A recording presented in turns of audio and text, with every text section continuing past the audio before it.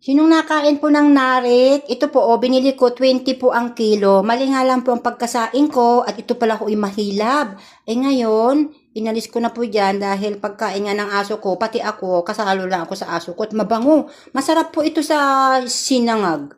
Ngayon, bibili ulit tayo bukas ng 29 kilos. Ayan. Biro mo, malaking tipid, di ho ba? Sa mga, dyan ho sa may mga sidsi, pwede po kayong bumili basta PWD at saka senior po, ayan po, ang pwedeng bumili lang po sa ganitong kanin, sa sidsi, 20 kilo per kilo. Ganda naman po hindi naman siya yung mabaho.